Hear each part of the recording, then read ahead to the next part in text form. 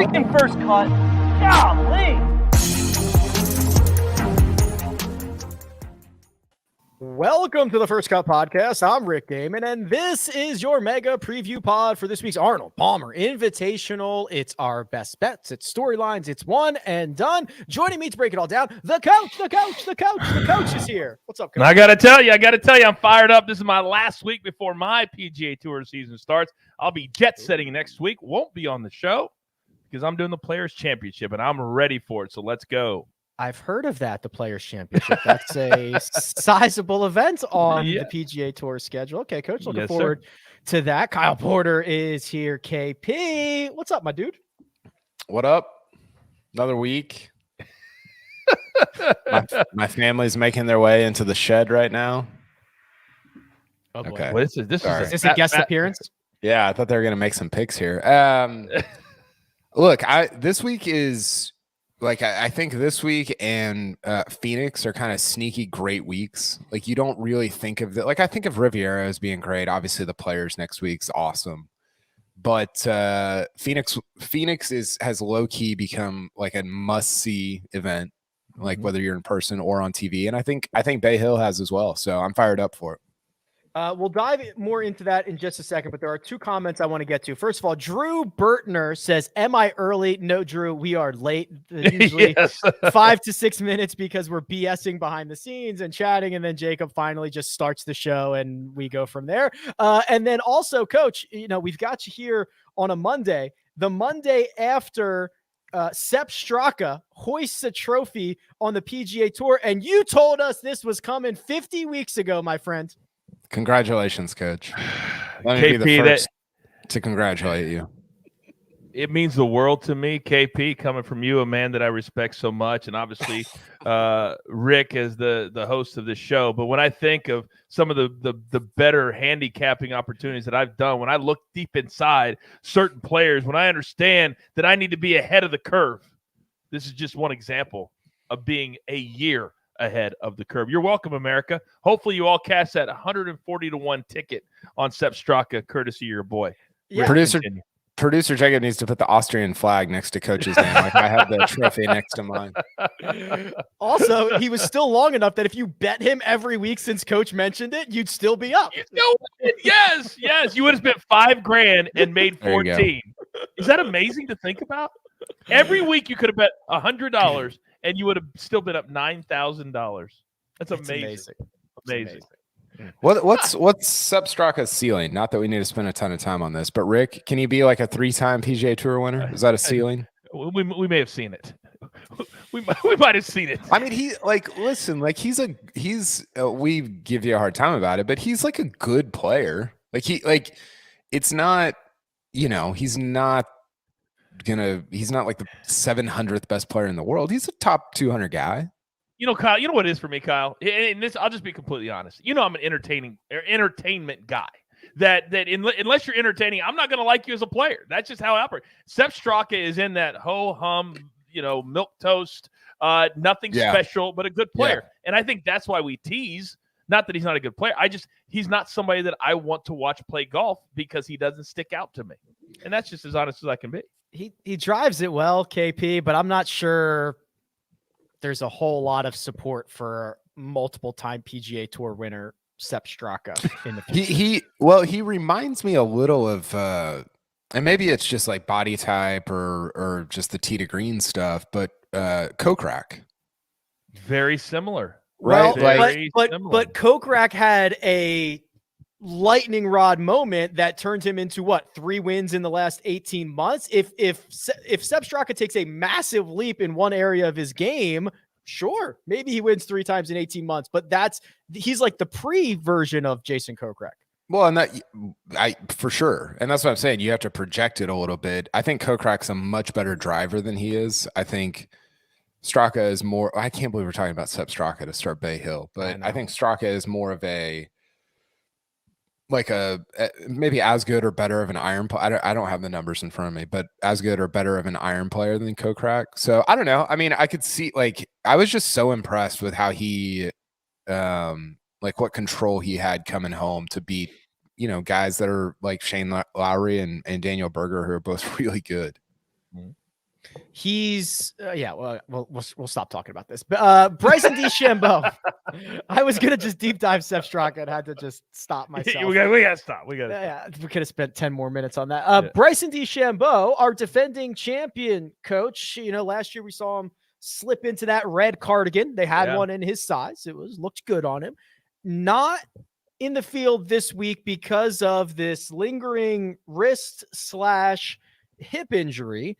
And we still haven't really seen him out there since this whole Saudi Arabia, I'm going, I'm not going. They are going to give me 100. They're not going to give me 100. Like we haven't seen him out there since. And I'm wondering what the reception is going to be the first time we do. He's not even going to defend his title. I'm very conflicted with this topic because of what I think has happened and what I think probably is happening. I compare Bryson, and I actually called Ned Michaels. And the reason I called Ned Michaels is because he was on site at the Farmers, and he was with the Bryson group. And I was like, is this injury as serious in person as they're making it out to be? And the reason I asked that question is this, guys. Is there another player that you could compare to what Phil did without the statements, without the quotes, without all of that? And I would say that Bryson is that guy. Think of all the players that came out and just crushed Phil. Rory, JT, Rahm, player after player after player. Did we see that from Bryson? No, we did not. Have we heard that from Bryson? No, we have not. What we heard from him is, I will continue to play with the best players in the world. And right now, that is on the PGA Tour. Very strategic. And I think from his camp, perception is very smart. I don't know if taking this is very smart because long-term effects, he's still going to make a ton of money. How much is enough?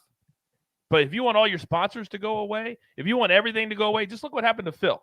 And I think there's some of that going on with Bryson a little bit. He's only started 2 times this year on the PGA Tour. I think there's something else going on. Kyle, when I look at Bryson and he releases a Monday video. Sorry. Hold on. What you think there's something else going on meaning? There's been a lot of speculation that Phil only played a couple of times. He skipped Phoenix. He skipped Pebble Beach. That there was some we know that the PGA Tour, and full disclosure, everybody knows I work for the PGA Tour, but there are rules in place that they don't suspensions. They don't make them public.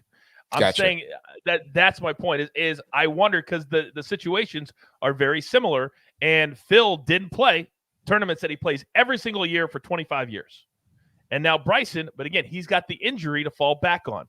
Phil didn't have that. And I'm just wondering, and again, none of this could be true. But when you're very silent, when other players are very vocal, that tells me something.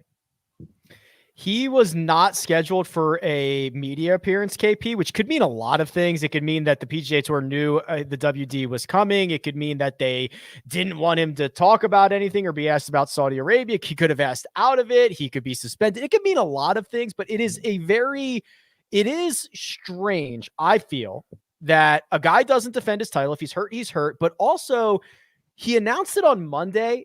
If he's 90%, he didn't want to go get a practice round in and see. I feel like it's either worse, the injury is worse than he's leading on, or the situation is worse than he's leading on. Yeah, I think the injury is worse. Like I think it's not great from what I've heard. Now, I don't know if that means like we're not going to see. I don't think it means we're not going to see him the rest of the year, but I do think it means like he's not 90%, and he sort of contradicted himself in that video where he was like, "Well, I'm 90%, but it's pretty uncomfortable to hit balls." And you're like, "Yes, that ain't 90%." Like I don't know what it is, but it's not like Bryson's scale is 50% to 500%. He's at 90. Right. That's what it sounded like. And him and Brooks both do this all the time where they just talk and say, and everybody does this to some extent. I'm sure I do it. We all probably do it. Yeah. But they just say stuff, and 90% is just, it doesn't mean anything based on just kind of what I've heard about where his injury's at. So, And you think about it, it makes sense. If he's grabbing his wrist like that with the force that he expends hitting driver, it's just, I don't know. You want to be fully healthy to, like he said, prevent further injury. So and maybe there is something else going on. I don't know. I think he and some of the other guys, he and DJ have gotten a huge free pass because Phil is just like, oh yes, Phil's like the guy that ran out into the battlefield first and just took every just arrow right in the chest. Kyle, he was the guy that ran out thinking everybody was running out with him, and then when he got out there on the battlefield, he turned around and there was nobody behind him anymore. Remember those funny movies where that would happen? You're like, oh wait a second. That's who Phil was, and it is. Yeah, it is. Yeah, and they've all. Yeah, so I think that I think Bryson has gotten a free pass from all of that. Which, to his credit, he also didn't say all the stuff that Phil said. Not that we need to give Bryson a ton of credit, but I think he's hurt. But I also think that this week would have been super entertaining in terms of getting some answers from Bryson, or not, and maybe not even answers, but getting some responses out of him about the last few months. Well, at some point, right, guys? At some point, if he's going to go, he's got to make a decision. And if you're the Saudi League, you're pressuring him behind the scenes. We need you right now. We need you to step up. Greg Norman sends a letter. Phil Mickelson does what he does. So at some point, there's got to be a deadline. Am I right? To make a decision, and it would feel like it's right around right now. It would feel like it's right around right now. I can't get over the feeling that there's something else going on. I just can't get over it.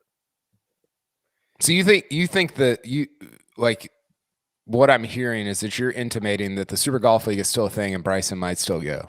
Yes, and the reason I feel that way is because there's been the lack of saying anything there, and also he's been allowed to have these extra 3 or 4 weeks to make the decision. But remember the interview that Fratelli did on the Stripe Show podcast? He said guys are signing deals and the money's being wired the next day. Remember that? So has Bryson already received the money and now trying to decide, do I send it back? Do I keep it? If he hasn't got the money yet, is he getting it soon? Like all those things, he can't be silent forever. And I think this week had a lot to do with that. Can you just Venmo that back, you think? Can you imagine 100 million, 6 zeros? I don't know, but best believe they'd come looking for it. Yeah, don't accidentally add an extra 0 to it when you send it back. That could be a bit ugly. The field, though, KP, even without Bryson DeChambeau, excellent, and it's a lot of money. And this stretch of golf, 2.1 million for first this week, 3.6, not a typo, 3.6 million next week at the Players Championship, the crown jewel for the PGA Tour next week, despite all of this, other golf tour conversation. This is a massive stretch of golf for the world's best. It is. And I kind of said this off the top, but and we talked about this with Honda last week. Honda it sucks for them, like the position that they're in. Because you go Phoenix, Riviera, Honda, Bay Hill Players. What's Honda supposed to do? Mm-hmm. You're gonna, attract it. You just can't draw anybody into that. And you saw that with the field that they had last week. But yeah, I mean, this tournament, and I heard you guys talking about this on Monday, Rick. This course, if it plays fast and firm like it has, and it gets windy. We saw Terrell Hatton win at 4 under a couple years ago. Mm-hmm. So 284, I think was his total. It's kind of, it's not like major conditions, but it's pretty awesome. Like it can be a really, really good event, and it's produced a great winners. I mean, Francesco Molinari, Hatton, Leishman, Jason Day, Rory, and Bryson, I think are your last 6. Mm-hmm. And it's just it's in this stretch. I think sometimes the first quarter of the year is more heavily weighted in terms of like great events than the second and third quarter. You get the majors in the second and third quarter of the year, right in the spring and into the summer. But this first quarter of the year is just loaded with like middle tier events, not majors, but like way better than regular PGA Tour events. And this week is another one of them. So it's the second best strength of field of the year behind Riviera. It's slightly better than Phoenix. And think about how excited we were about Phoenix. So yeah, it should be an awesome week. And I mean, this 2-week stretch last year with so much drama between Bryson carrying the lake on 6, Westwood, Bryson winning on Sunday. Like there was just that was in the middle of Spieth's comeback. So I feel like this 2-week stretch tends to really deliver some great content. Yeah, this was the Lee Westwood back-to-back runners-up, right? Yeah. For these two events. And I like this, Coach. I like the thick rough, the difficult conditions, right? It's one thing to see 25 under par go out and win at Shriners, but when these guys get in trouble, we saw it at times last week too, that to me is much more compelling golf than just an absolute birdie fest. I mean, we saw John Rahm out in the desert complaining about it being a putting contest. The players want courses. What kind of putting contest? Yeah. Well, putting contest. And I think that's where most top flight players want. They want courses like this because when you're shooting 22 to 28 under par, a lot of players are able to do that on that particular week, but not when it's so tough that 4, 5, 6 under par wins. Two very quick things I want to point out before we get a bunch of tweets saying, "Oh, they've raised the purses too high," or the 3-point. Think about this: a top flight NFL player, quarterback, 40 million plus. Top flight major league player, 40 million plus. There are several players like that. There's not one PGA Tour player like that. So they're just now getting this sport to the financial place where other sports have been for a very, very long time. And that is where the purses are right now. So this is just average. It's really, really good, but it's average, but it seems bigger for us. As far as the course is concerned, I want people to pay attention very, very closely because a lot of the names that KP just said, very few. You take Bryson out, no Americans. This course, Europeans love this course. It's the win. It's the difficulty. For some reason, you're going to see my picks, and I'm sure the other guys heavily weighted towards the Europeans, not Americans, because other than Matt Every, Tiger, or Bryson, Americans just don't win here, period. And I think the Europeans love the course and love the way that it's laid out. You know, you're talking about the money, Coach, and this is a well, it's not a hypothetical, but I don't know the answer to this question. I would be fascinated to see if you took, let's say, the top, 20 stars in each sport, Major League Baseball, NBA, NFL, and PGA Tour, and said what percentage of revenue generated by this league goes to these 20 guys. Wow. Right? Wouldn't that be interesting? That'd be fascinating. That'd be fascinating. I think sometimes we say like, oh, well, Rory only earns $6 million a year, which compared to like John Wall, who's getting 45 for not doing anything, is so true. It's peanuts. But also, and this is where I don't know, the NBA might bring in like 50 times more than the PGA Tour. I don't. It's a $10 billion a year of business. And the PGA is NFL is $10 billion. Yeah, NFL is $10 billion. NBA is 6 or 7. Major League Baseball is right around the in between 5 and 10. So everything's between 5 and 10. The PGA Tour is 1.5. Correct. It's way lower. So NBA is you got to so if you're looking at NBA NFL stuff, you got to divide by 10, 12. But you also got to remember there's a lot more players making that too than just the 20. There's a lot of guys making north. Yeah. You know what I'm saying? So it's a hard comparison, but I get your point. I get your point. And I don't disagree. I got a tweet yesterday, something like, "Hey, I heard you on the recap on Sunday. Like, I really disagree with your idea that I was criticizing, Coach, the fact that the guys that play 15 events all get $50K. You know that rule where if you play 15 events, you just get an automatic $50K no matter who you are. Oh, is that? I didn't know they added that. Just implemented. Okay. I didn't know that. And I was like, that's so like I just disagree with that fundamentally because it doesn't like that money should be going to the people that generate the money, right? It should be going to your top guys. And somebody was like, oh, well, PGA Tour is better when there's more, like when there's more people involved. And I was like, PGA Tour doesn't even exist if the top guys aren't involved. Anybody that says stars don't matter does not get it.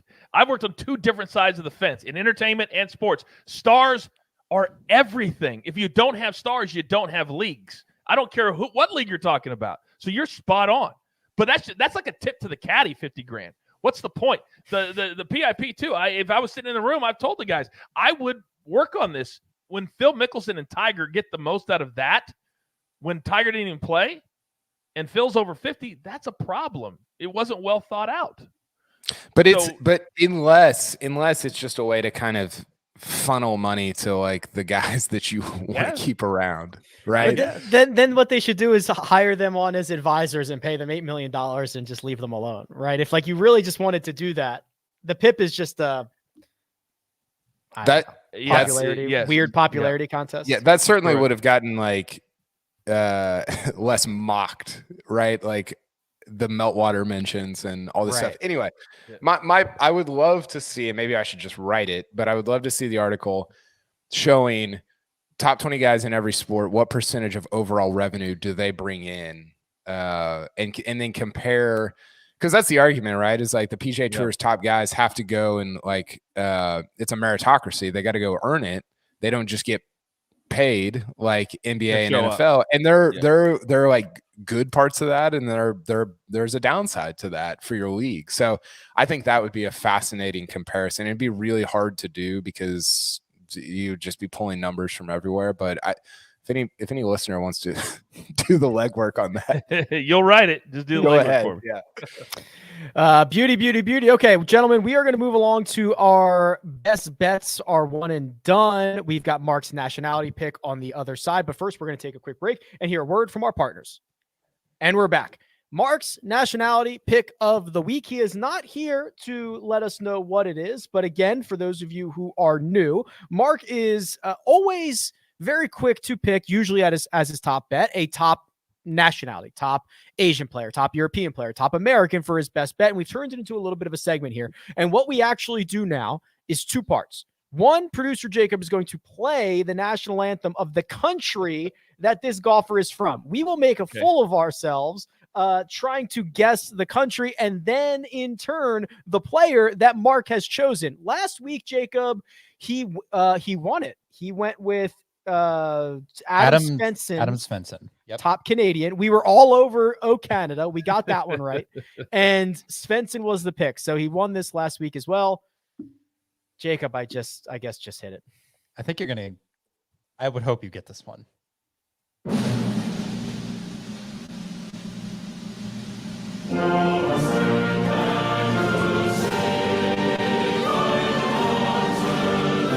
Okay, I think we're good. Okay, I think I know where it's from. Now, well, first of all, here's I hope the that real challenge. Where's that from? Wikipedia. Oh, okay. Wikimedia. So this is Mark's pick that clearly is from the United States this week. Yes. So I thought you were going to say that's the the naval band at something. I thought we knew exactly where that anthem had come from. It was actually obviously a band performance of it, right? Yes. All right. So top Sam American. Burns. Sam Burns is 20-1. Scotty Scheffler, Zalatoris, Kokrak, Mitchell, Homa, Horschel, Kirk, Gooch, Henley, Tringali. Is that all of them, Jacob?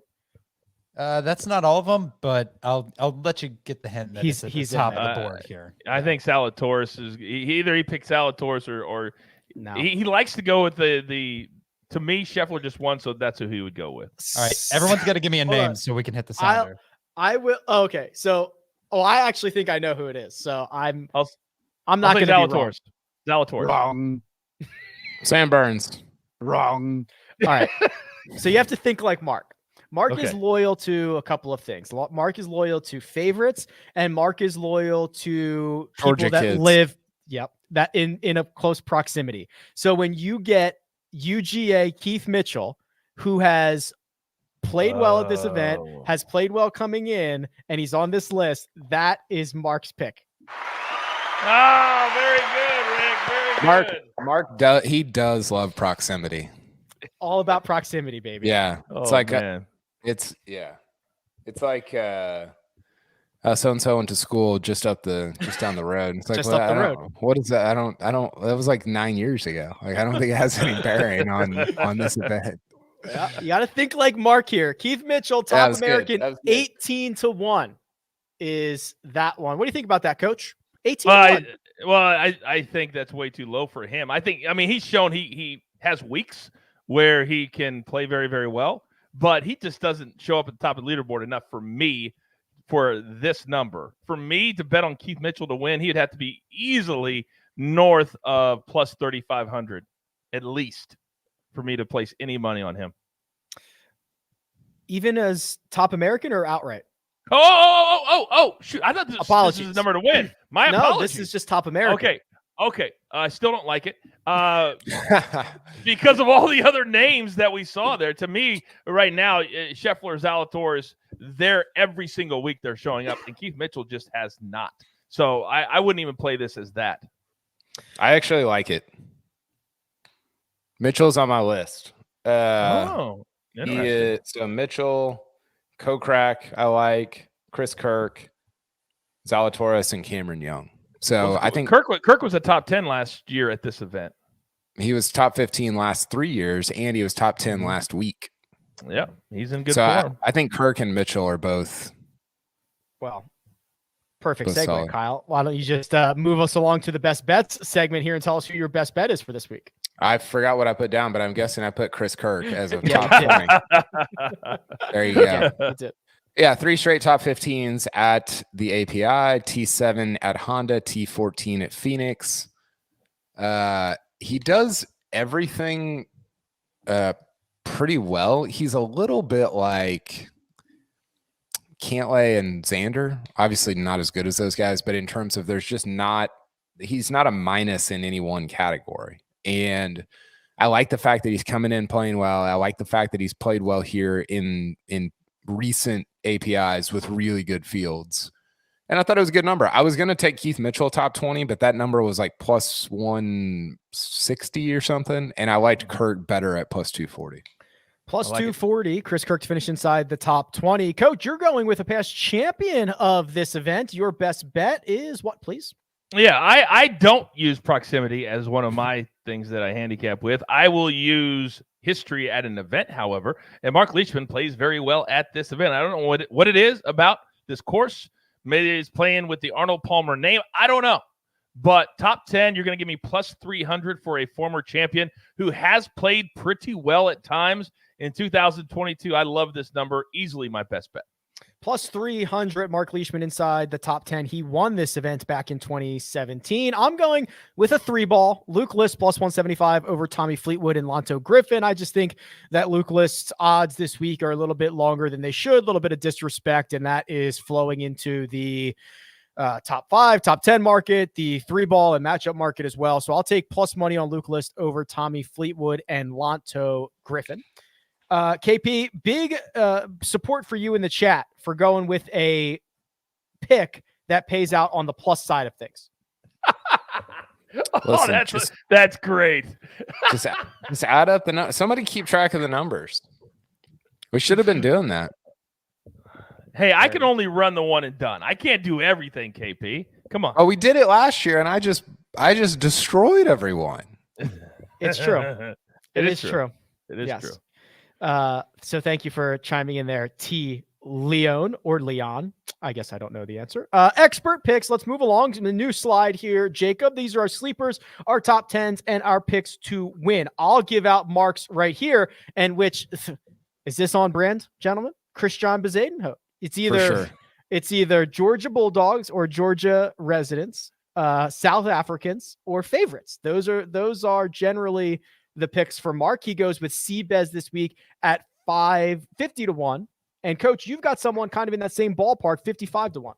Yeah, and it's hard to say that Jason Day could ever be a sleeper, and I understand if people would say that, but he was really, really good a long time ago, and now he's starting to get his game back. I watched him in person in San Diego. Looked like he's really hitting it well, and you're going to give me 5,500 for a major champion a former number 1 player in the world that is starting to get his game back. I loved this number with Jason Day. Yeah. That's why he's my sleeper. That seems so long.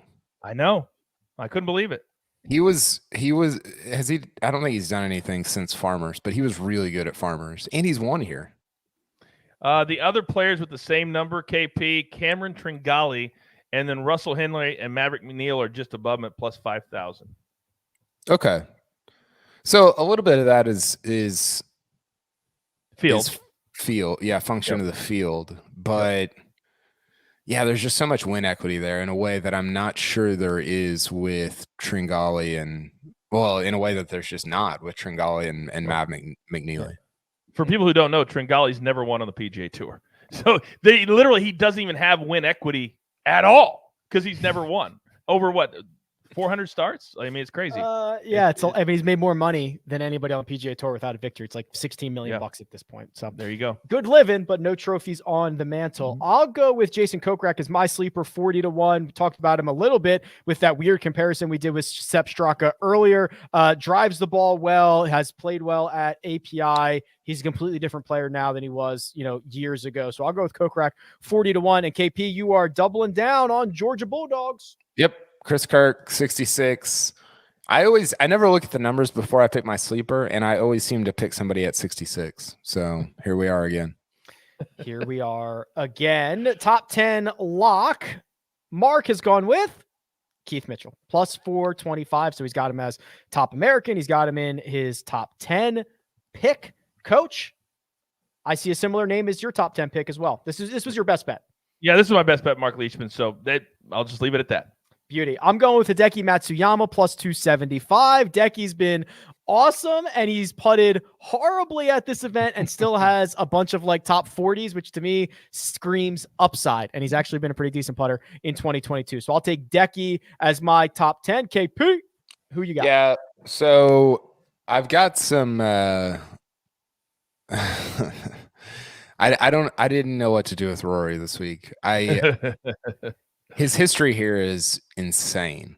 He's been so good here. Top 5 straight top 10s. Do you want to play a game? Do you want to play a game, Kyle, about his course history that Greg and Sia failed mightily with? Yeah. Okay. So how good has Rory been at Bay Hill? Here's the math on it.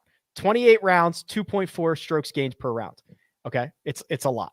There's only 9 total instances. That's one of them, of a golfer playing at least 28 rounds and at least 2.4 strokes gained per round. That dates back to 2008. So you're looking for golfers with a extended run of really good history at one single course.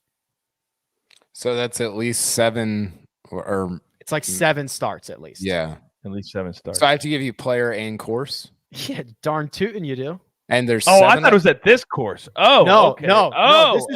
This is one of the 9 instances. It's the only one at Bay Hill. I'll give you a hint. There's 2 other Rory instances, but they're player and course. Rory at Bridgestone, Firestone. No. Oh, is any of it major championship or is it all just PGA Tour? Well, there is one that is definitely major championship. There is, which I'm assuming you can guess the course because it's the only one we play every single year. The other one has hosted both a regular event and a major championship recently. Rory at Torrey and the Masters. This is fascinating, fun, and really hard. I'm learning it's a lot harder than So the Masters one is not Rory, and this is since 2008. I'm going to say Jordan Spieth. I thought you. Okay. Jordan Spieth. I thought. Sorry, I thought you were. I thought when you said major and course that's hosted a major, I thought you were still talking about Rory there. Sorry, no.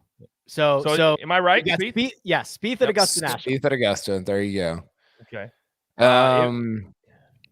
It's got to be like. Who does Mark? Mark always has his picks for like who's going to. When he says, so and so can roll out of bed and finish top 10 here. It's going to be Hideki at Phoenix.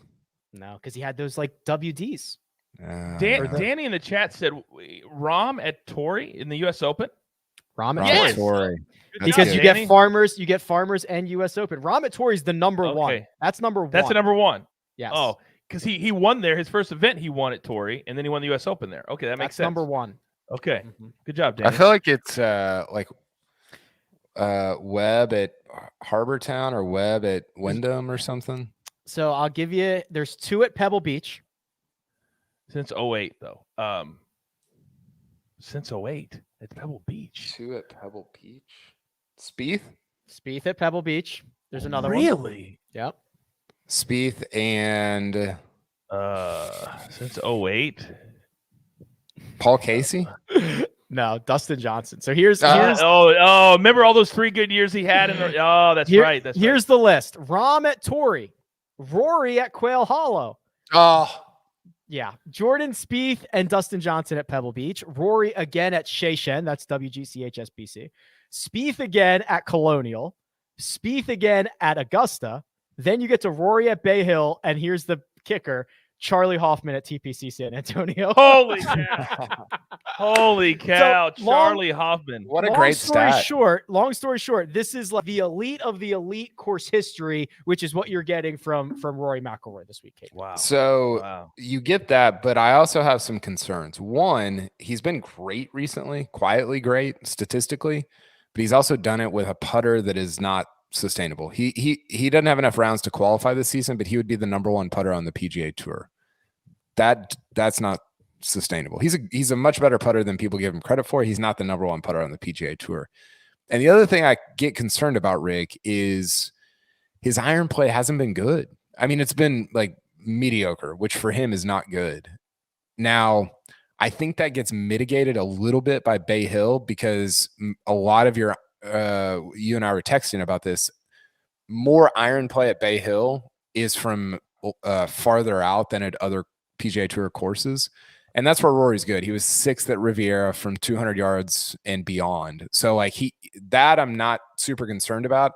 I get more concerned from 200 and in, where it just is not to like Rory in 2014, 15, 16 levels. And but all that to say, like, I think Bay Hill mitigates a little bit of what he doesn't do that well in terms of iron play. And I think you see that kind of play out over the last 5 years of finishes there.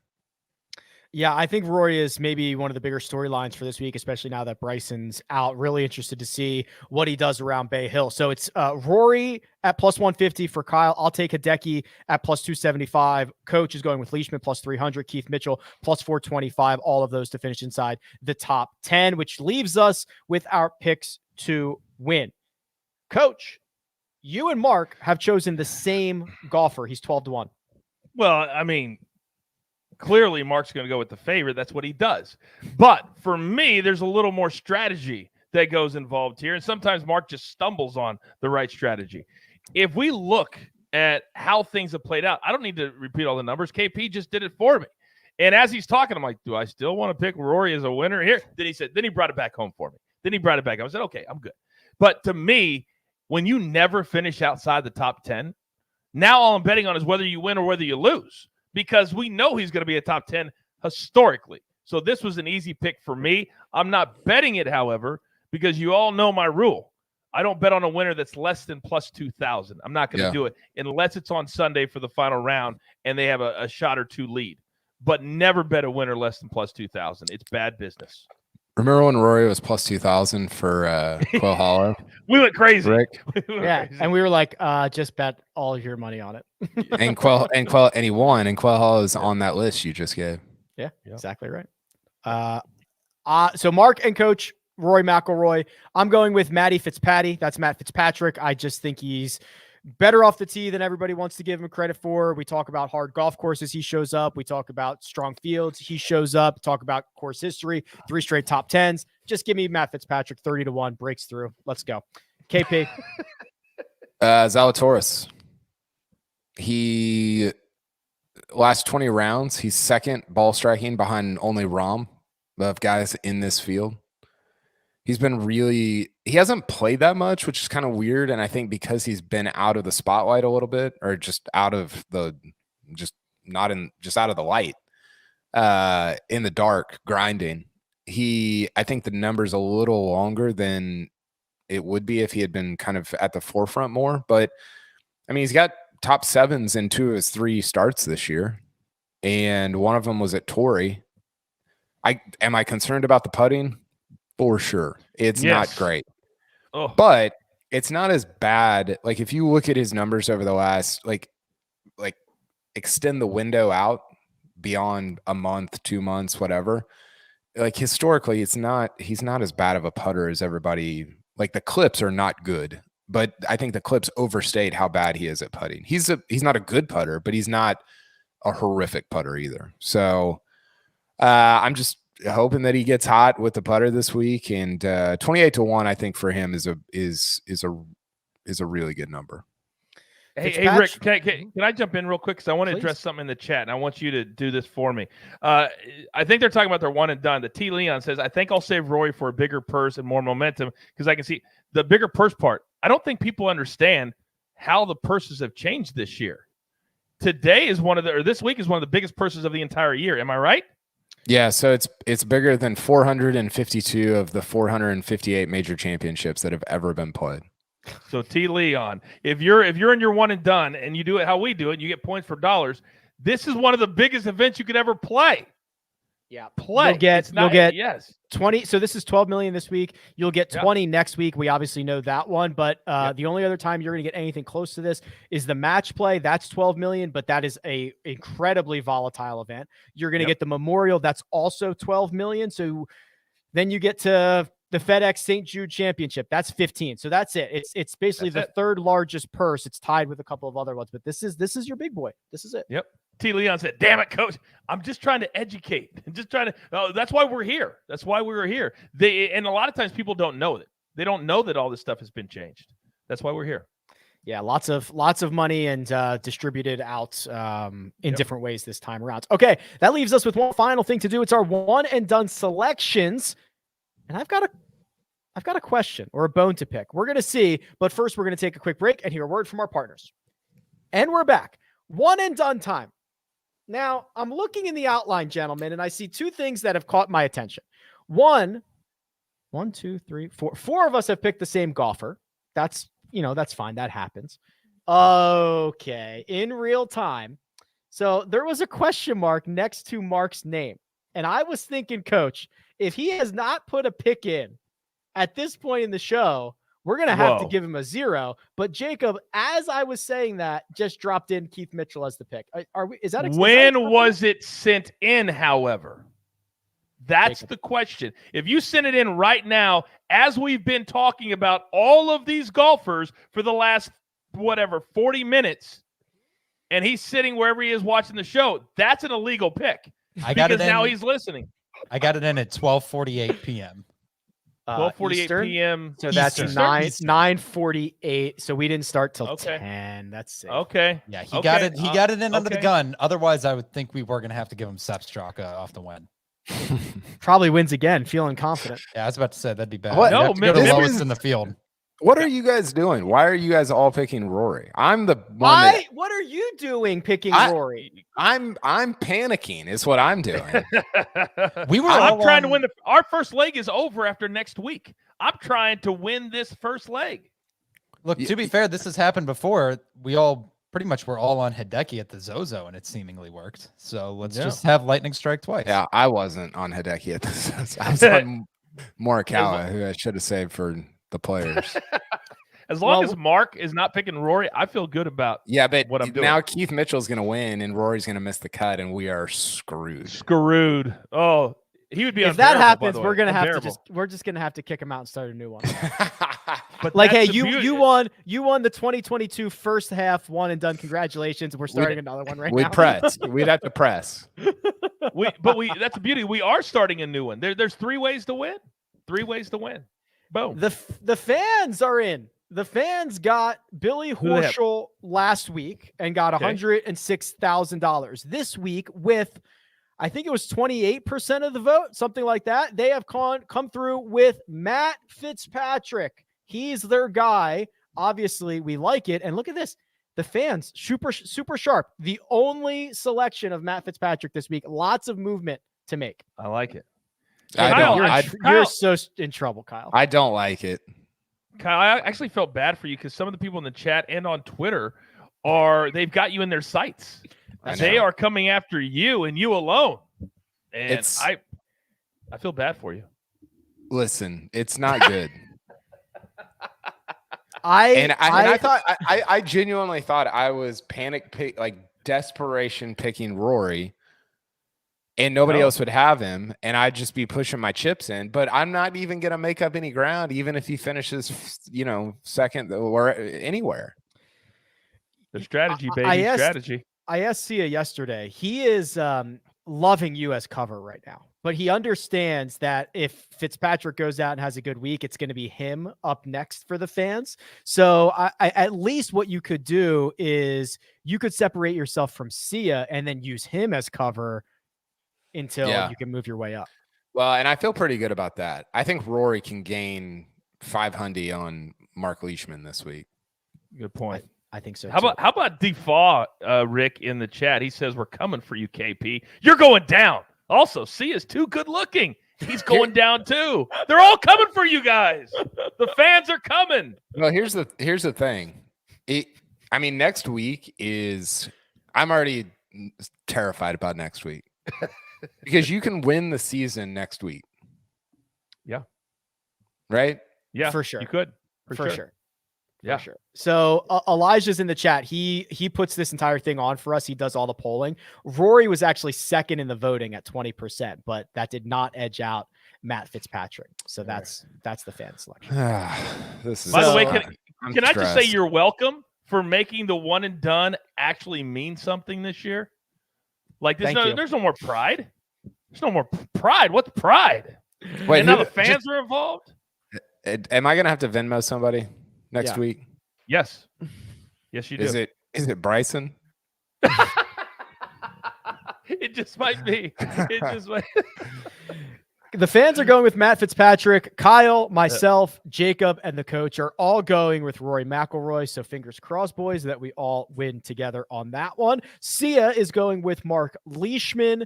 Greg, also going with Mark Leishman. And then Mark, who is at the top of the board, is lone wolfing it with Keith Mitchell, which is that's a scary place to lone wolf when you are at the top, because that can go horribly wrong or very, very good for you.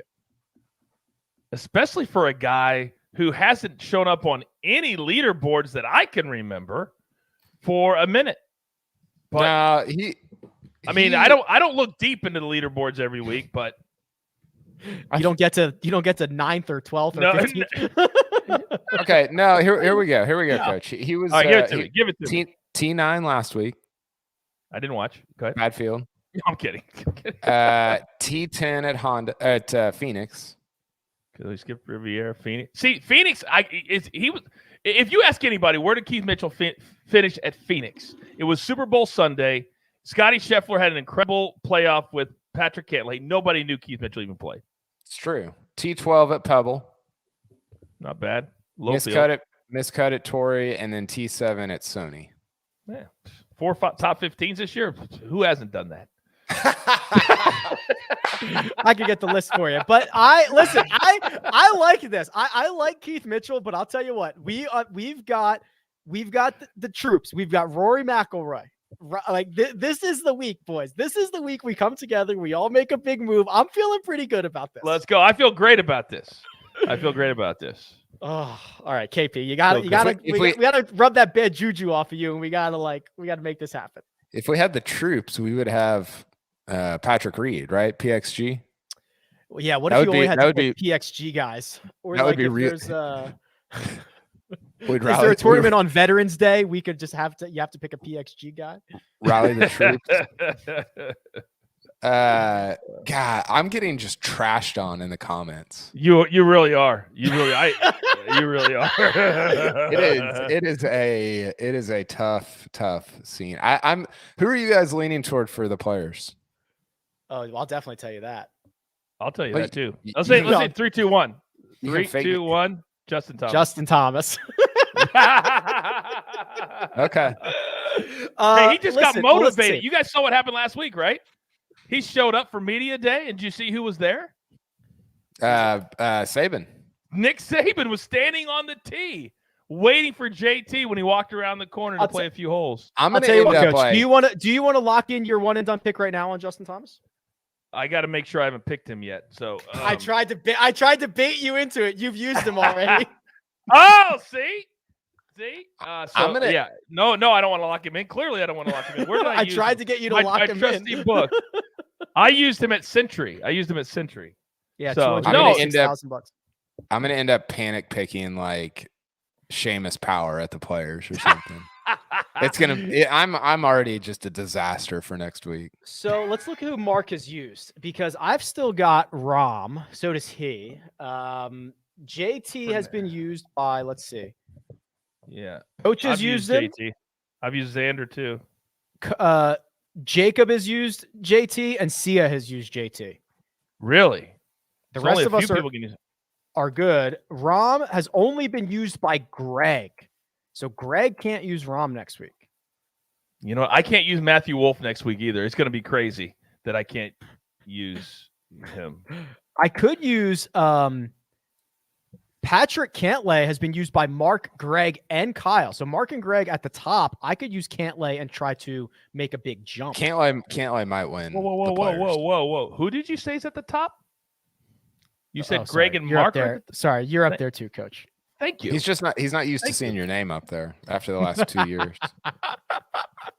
Okay, two things, Kyle. I've only been on the show 1 year, and well, this is year 2. This is year 2, and that's interesting that you would say that when you're at the bottom of our list now. Listen, hey, it's a long season. And I've told Mark I this. love you so much. We're on the 4th hole, and you're 4 under. You're 4 under through 4. Well, you're 3 under. Mark's 4 under. I've doubled a couple holes, but there's still 14 holes left. Hey, you're like Spieth at Augusta.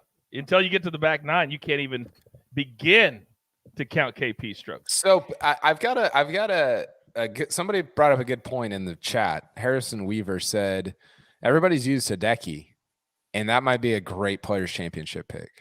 Dude, Hideki might win like 2 more times this year. He is Hideki, if he puts anything like he has to start 2022 and how good he is, and he's got a lot of great spots for him, he might win like 2 or 3 more times. Well, he won the 2020 Players, right? After sure. shooting 63 in the first round. Yep, that's his. Yep. So we got to give that to him.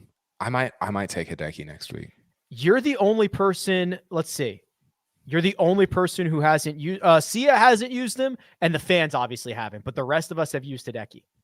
Let me check my book. Yes, the fans can pound sand, by the way. They can just fans. I love you. Fans, I love you. They can pound all the sand on that sandcastle on the first tee at Wyndham or KP does not speak for us. KP does not speak for us. We love you. They might be pounding you in your head next week, Kyle. You better be careful with this. Oh man, if Matthew Fitzpatrick steps up this week and the fans sail past KP, oh man, Matty Patty's going to be hitting it like 260 and just beating Rory by like 10 on Sunday. Oh boy, you're getting them all riled up in the chat. Oh, all right, man. I better get you out of here before you start a real feud. Anything else? Bay Hill? Anything? We good? We're good. Great. We're good. Great week. Yep. I'm pumped. This was such a fun week last year. I agree. It's just been such an entertaining year and has been for the last few years. So I can't wait to see. Even last week, Honda, not a great week. Still a ton of entertainment, a bunch of normal sport insanity, and can't wait to see what happens this week. Are we getting the Every Shot live for the players? Yeah, I think. Yeah. Because that'll provide Coach a lot. Coach would know. You guys are not even going to believe what they have in store for next week. It's like supersize everything that you've ever thought of before for the Players Championship. It's crazy. Of course, I'll be on the main feed because they, the biggest feed, but it's going to be fun. And as soon as I find out all the details, I will text you guys privately. You'll be the first ones to know. Oh, beautiful. There you go. I love that. You're very welcome. That will provide a lot of normal sport content, Kyle. Yes. I mean, it happened remember last year with Hovland over the water on 11? Yeah, they were literally, no one knew where it crossed. He almost got completely boned on it. Yeah. And then they went to the I mean, just yeah. And then Sabatini in the middle of the fairway. Yes, it's so That's good. the greatest story ever. Yes. When you put all the cameras and mics on, you just get normal sport content all week it's long. so awesome. I can't wait. Next week's such a fun week. Yeah, I'm thrilled and honored that they would assign me to it, and I can't wait to get there for sure. We got to give you some code words to drop on the air. I will do it. Yeah, let's do it. Let's come up with some next week on the air. And well, you won't be on the podcast next week, will you? No, but I can still. You guys can still talk about it. Yeah, we'll figure it out. Yeah, I'll be traveling next week. I'll be on an airplane on Tuesday, so I won't be on the show. You gotta. Yeah, I shouldn't say that. Just go ahead, Rick. Producer Jacob does all the hard work behind the scenes. That right there is the coach. You can find him on Twitter at the Coach Rules. Kyle Porter is available at Kyle Porter CBS, and you can find me at Rick Run Good. This has been the First Cut, and we'll catch you next time.